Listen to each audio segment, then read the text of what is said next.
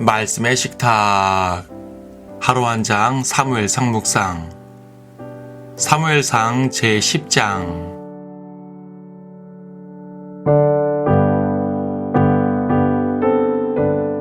10장 24절을 보겠습니다. 사무엘이 모든 백성에게 말하기를 너희가 주께서 택하신 그를 보느냐? 모든 백성 가운데 그와 같은 자가 아무도 없느니라 하니 모든 백성이 소리쳐 말하기를 왕 만세 하더라. 드디어 사울이 왕이 됩니다. 사무엘은 그에게 기름을 부어 최초의 왕을 세웁니다. 사무엘은 본인의 재판관 사역보다 왕을 임명한 사람으로서의 의의가 훨씬 큽니다. 본서에서 사무엘은 사울과 다윗 두 명에게 기름을 붓습니다. 그는 이 일을 위해서 부르심을 받았다고 말해도 과언이 아닙니다. 그는 왕국의 기초를 놓았고 그의 이름으로 된 이 책은 즉 사무엘상하는 왕국의 여명과 시작의 역사를 보여줍니다. 앞장서 말했지만 사울이 세워지는 모든 과정은 하나님의 인도하심이었습니다. 본장에서 사무엘은 사울에게 기름을 부으면서 그에게 일어날 일들을 하나하나 예언합니다. 집으로 가는 길에 두 사람을 만나 아버지에 대한 이야기를 들을 것, 또 가다가 예물을 갖고 가는 세 사람을 만날 것, 더 가다가 선지자들의 무리를 만나 그들과 함께 예언을 할 것 등 여러 가지를 예언하는데 그 모든 예언대로 다 이루어집니다. 그리고 그것들이 표적이 되어서 이 모든 과정을 하나님께서 인도하셨음을 알게 됩니다. 결과적으로 사울은 불법적인 왕의 길을 걷게 되지만 그래도 세우실 때만큼은 완벽하게 인도하셨습니다. 그 누구도 하나님께서 세우신 사람임을 부정할 수 없게 말입니다. 그러니까 사울은 더 조심해야 했습니다. 더 겸손해야 했습니다. 더 하나님께 밀착해야 했습니다. 결국 그렇게 하지 못한 것이 매우 안타깝습니다. 누구라도 하나님께 기회를 받으면 신실해야 하는 것입니다. 사울이 온 백성 가운데 왕으로 선포되자 대부분의 사람들은 왕 만세하면서 환호합니다. 하지만 몇몇 사람들은 의심하며 사울이 왕된 것에 불만을 품습니다. 어떤 상황에서도 불만 세력은 있는 법입니다. 하나님께서 세우신 것이 표적으로도 증거되고 사무엘의 말로서도 확증되었지만 그들은 믿지 못하여 반발을 합니다. 그래서 이들을 벨리알의 자식들이라고 하는 것입니다. 언뜻 생각하면 결과적으로 사울이 잘못했으니 이들이 옳은 것 아니냐고 할 수도 있습니다. 하지만 그렇지 않습니다. 이 당시 상황에서는 하나님께서 선임하신 왕입니다. 이것을 반발하는 것은 하나님께 반발하는 것입니다. 이들이 사울의 타락을 미리 알고 반대한 것이 아니지 않습니까? 그들은 그냥 사울이 마음에 들지 않았던 것입니다. 하나님이 행하신 것을 인정하기 싫었던 것입니다. 그래도 아직까지 사울은 괜찮은 모습을 보이고 있습니다. 벨리알의 자식들이 사울에게 반발했지만 그는 잠잠했다고 합니다. 이제 왕이 되었으니 그들을 처단할 수도 있었습니다. 하지만 잠잠했습니다. 반대자들에게 아무런 위협도 가하지 않았습니다. 그도 그럴 것이 왕으로 선포만 되었을 뿐 아직 왕궁도 없고 신하들도 없었습니다. 왕 선포식 이후에도 사울은 기브아에 있는 자기 집으로 돌아갔습니다. 다음 장에 보면 그는 여전히 소를 몰고 있습니다.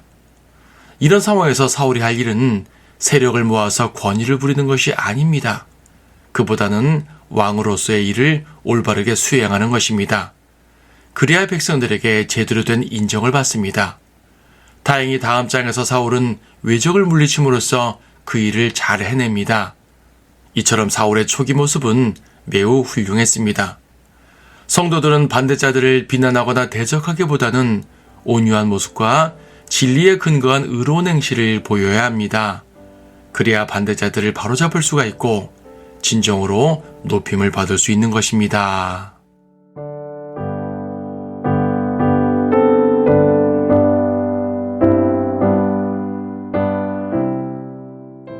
사무엘상 10장.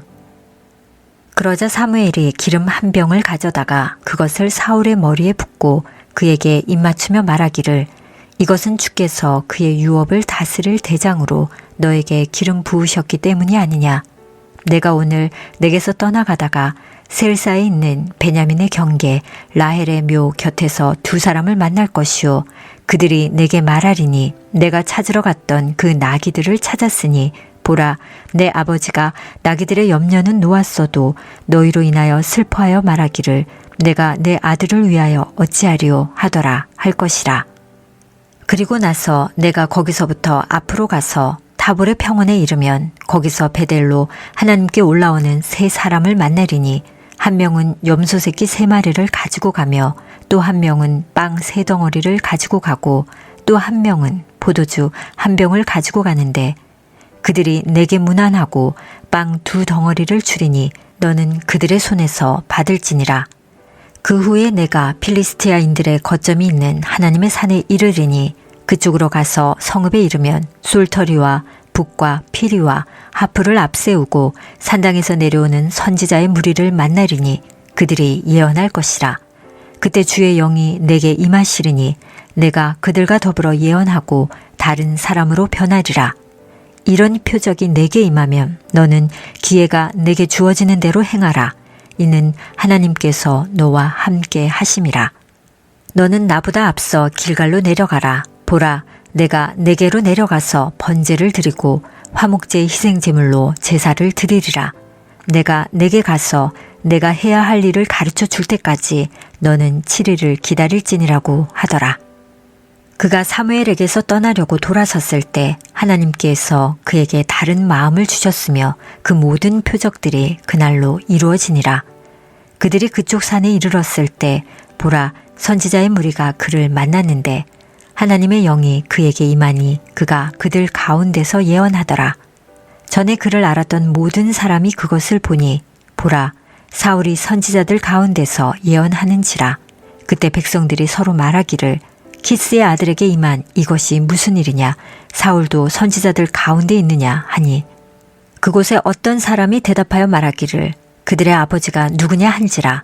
그러므로 그것이 속담이 되어 사울도 선지자들 가운데 있느냐 하더라. 사울이 예언하기를 마치고 산당으로 왔더라. 사울의 삼촌이 사울과 그의 종에게 말하기를 너희가 어디로 갔었느냐 하니 사울이 말하기를 나귀들을 찾으러 하였는데 나귀들이 아무데도 없는 것을 보고 우리가 사무엘에게 갔나이다 하더라.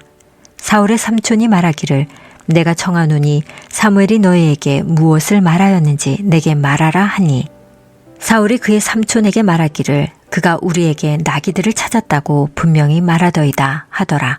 그러나 사울은 사무엘이 말하였던 왕국의 일에 관해서는 그에게 말하지 아니하더라. 그때 사무엘이 백성들을 모두 주께로 불러 미스베에 모아서 이스라엘 자손에게 말하기를 이스라엘의 주 하나님께서 이같이 말씀하시기를 내가 이스라엘을 이집트에서 인도하여 이집트인의 손과 모든 왕국들의 손과 너희를 압제하였던 자들로부터 너희를 구해내었느니라 하셨으나 너희는 너희의 모든 대적과 환난에서 친히 너희를 구원하신 너희 하나님을 오늘날 거절하고 그분께 말하기를 아니니이다 우리를 다스릴 왕을 세우소서 하였도다.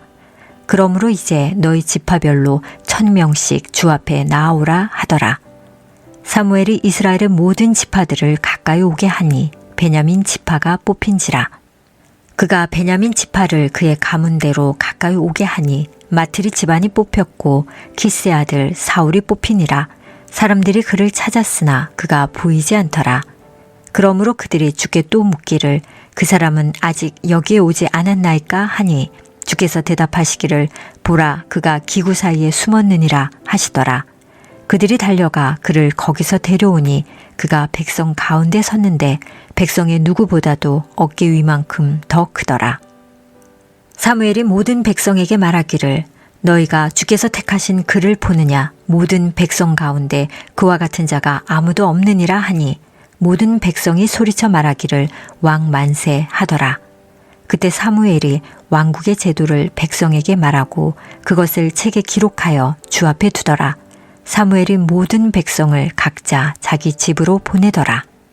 사울도 기브아 집으로 갔으며 하나님께서 마음을 감동시키신 한 무리의 사람들이 그와 함께 그곳으로 갔으나 벨리알의 자식들이 말하기를 이 사람이 어떻게 우리를 구원하겠느냐 하고 그를 멸시하여 그에게 아무 예물도 가져오지 않더라.